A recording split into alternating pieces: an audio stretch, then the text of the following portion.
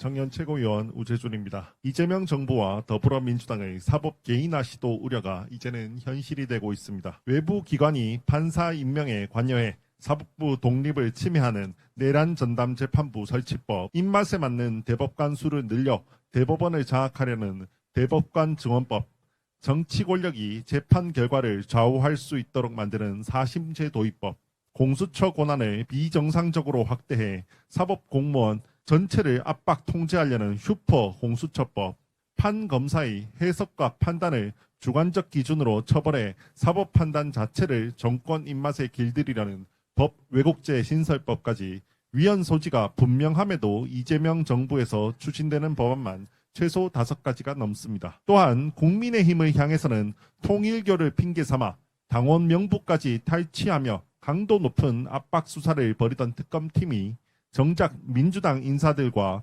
연루된 통일교 게이트와 통일교 금품 수수 의혹 앞에서는 눈에 띄게 조용합니다. 같은 통일교 사안인데 어느 쪽에는 수사 권력을 총동원하고 어느 쪽에는 침묵으로 일관하는 것이 과연 공정한 수사입니까? 이 같은 우려는 지난 11일 단행된 검찰 고위 간부 인사를 통해 결정적으로 확인됐습니다. 이른바 대장동 항소 포기에 문제를 제기한 검사들이 줄줄이 자천됐고 아무런 비위도 없던 정유미 검사장이 돌연 지방 한직으로 강등되는 초유의 인사가 단행됐습니다. 이는 매우 노골적인 경고이자 보복입니다. 이것이 과연 국민을 위한 사법개혁입니까? 아니면 정권을 위한 사법 개인화입니까? 이재명 대통령의 공개 업무보고가 연일 화제입니다. 인천공항공사 사장에게 외화 밀반출 꼼수를 질문하는 등 지엽적인 부분을 퀴즈 내듯이 물어보며 괴롭히는 순간에 정작 물어봐야 할 것들은 충분히 확인했는지 물어볼 수 없습니다. 청년 고용률이 19개월 연속 하락했고 쉬었음 청년은 70만 명을 넘어 사상 최대치를 기록했다는 발표가 나온 지 단 나흘밖에 지나지 않았습니다.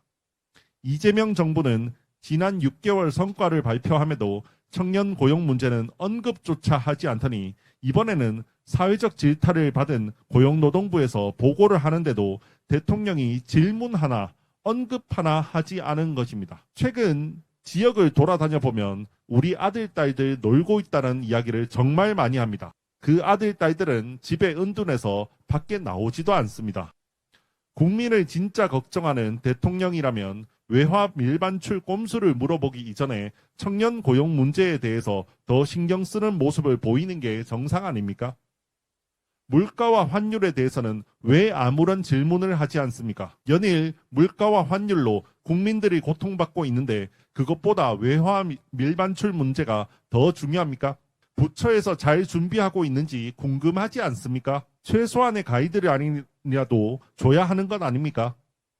아니면 혹시나 부처에서 대통령 책임이라는 답변이 돌아올까봐 두려워서 질문하지 못하는 것입니까? 대통령의 관심은 그 자체로 힘이 있어 문제 해결에 도움이 됩니다.